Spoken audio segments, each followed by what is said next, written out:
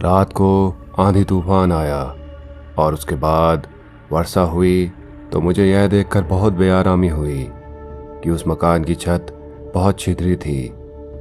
तथापि अंततः मुझे ऐसी जगह मिल ही गई जहां पानी अन्य जगहों से कुछ कम ही टपक रहा था।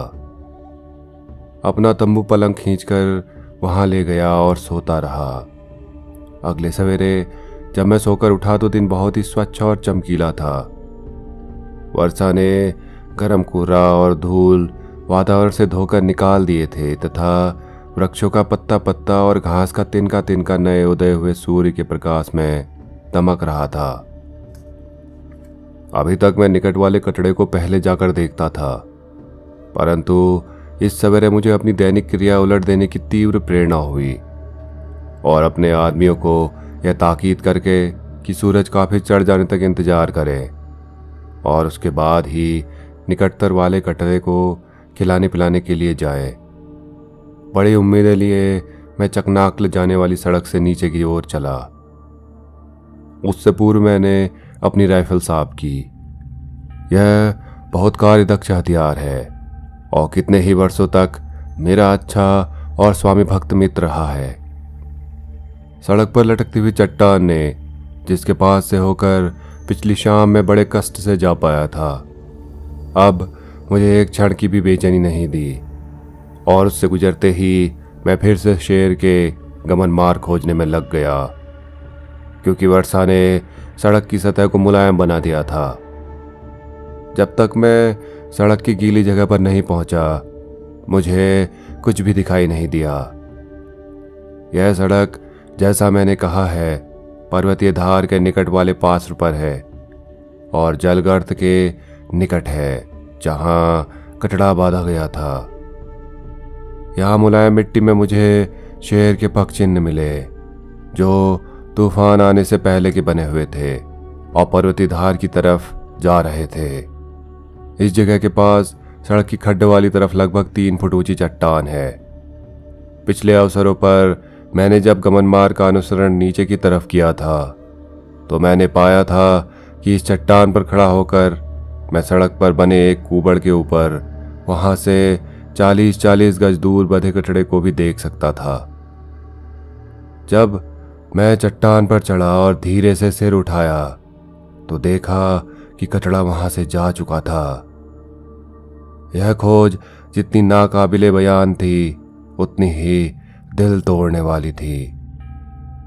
कटड़े को उठाकर जंगल के किसी दूर वाले भाग में ले जाने से शेर को रोकने के लिए, जहां उस पर गोली चलाने का अवसर पाने के लिए जमीन पर या किसी वृक्ष पर ही बैठे रहना होगा, जो मेरे गले की हालत देखते हुए निराशाजनक कार्य ही होता।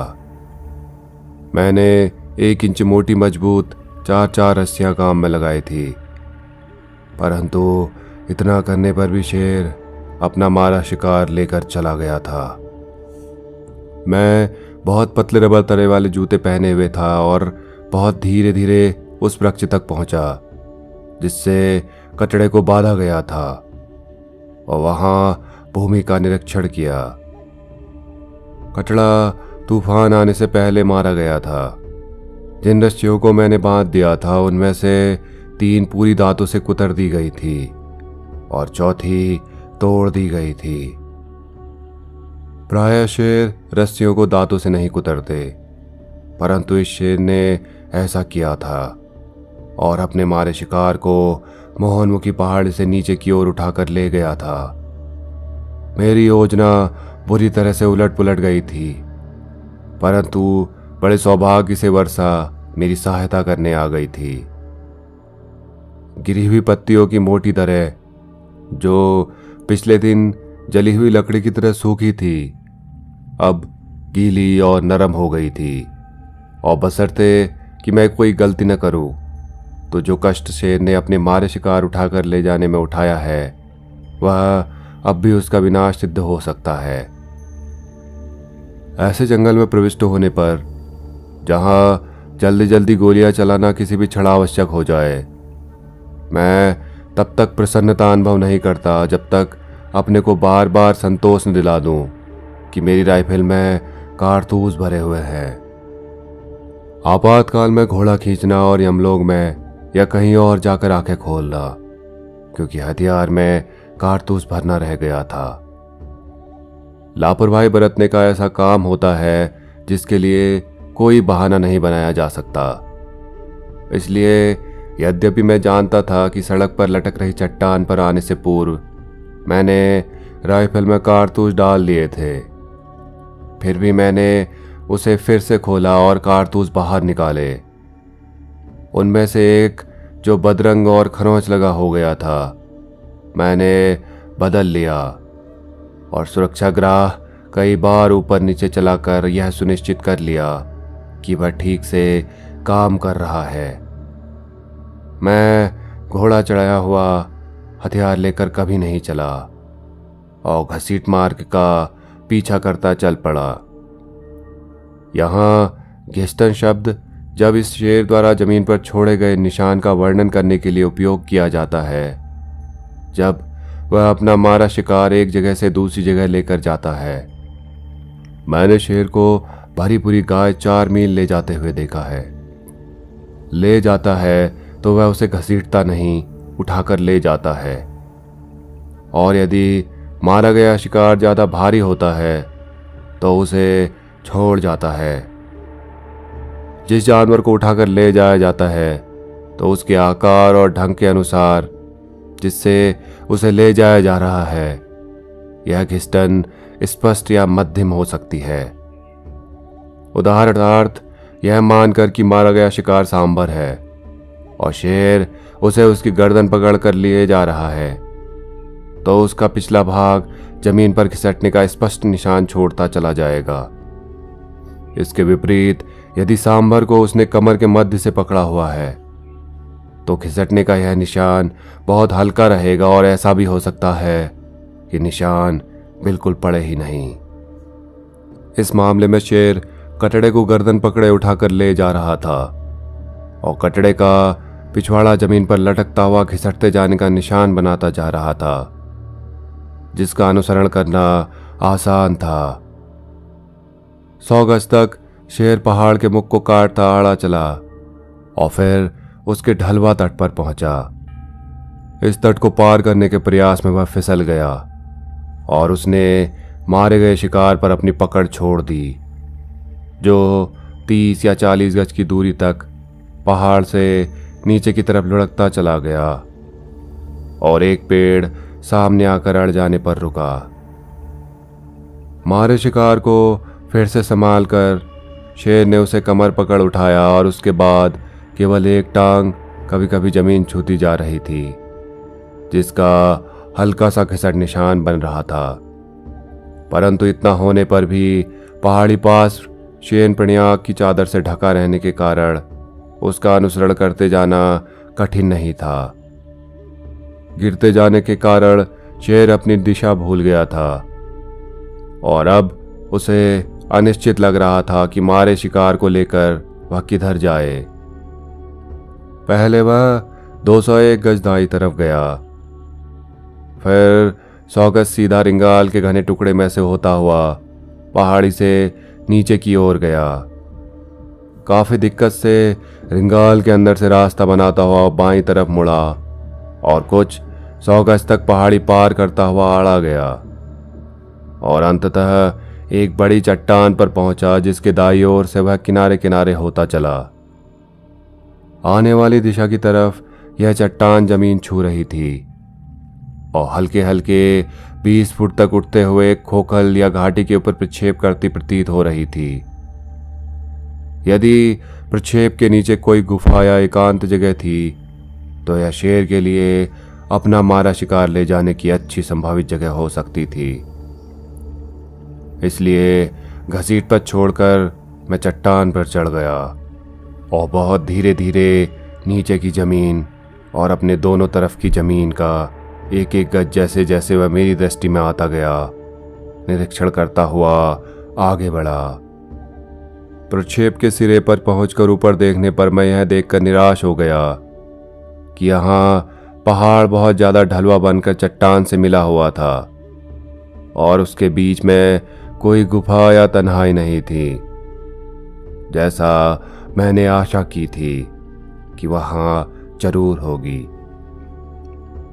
जो कि चट्टान के शिखर से घाटी और उसके आसपास के जंगल का अच्छा दृश्य सामने आ रहा था, और नरभक्षी का आक्रमण होने की दृष्टि से भी अन्य जगहों की तुलना में यह सुरक्षित था।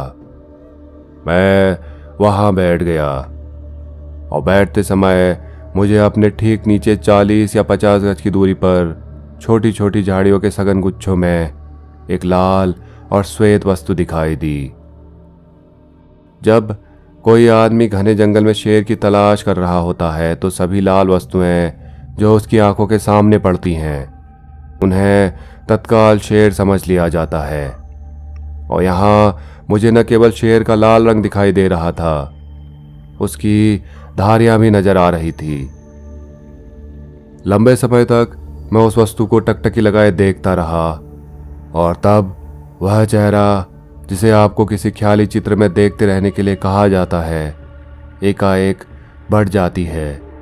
उसी तरह मैंने पाया कि जिस वस्तु को मैं देख रहा था वह उसका मारा हुआ शिकार था, शेर नहीं था।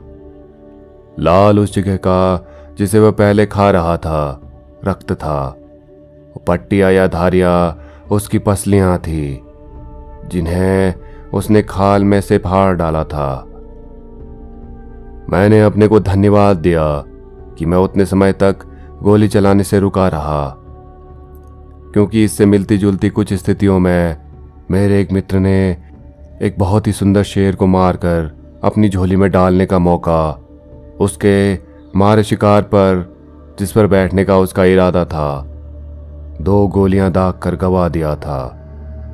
सौभाग्य ही रहा कि उसका निशाना बहुत अच्छा था, और वे 2 आदमी जिन्हें उसने अपने से आगे मारे शिकार को ढूंढने और उसके ऊपर मचान बांधने के लिए भेजा था, और जो उस समय जब गोलियां चली थी एक झाड़ी की ओट में मारे हुए शिकार के पास ही खड़े थे, घायल हो जाने से बच गए थे।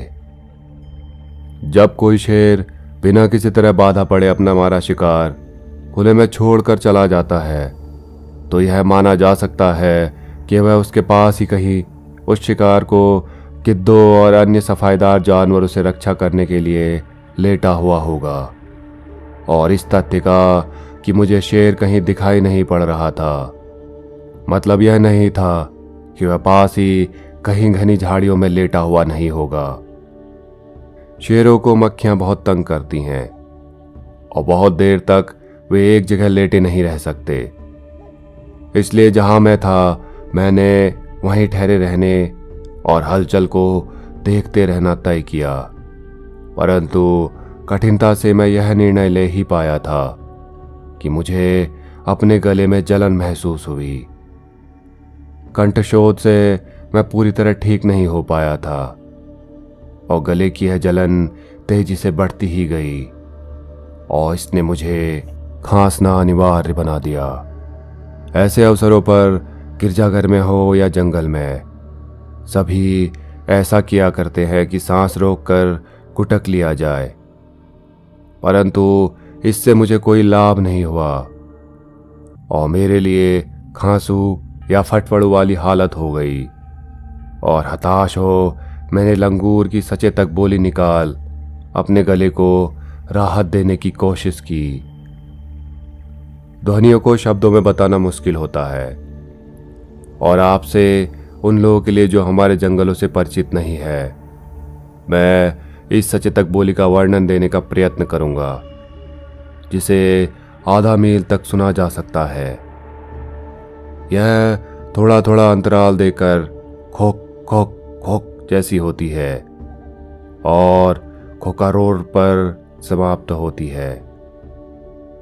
सभी लंगूर शेर होने पर यह बोली नहीं निकालते, परंतु हमारे पहाड़ों के लंगूर निश्चय ही ऐसा करते हैं।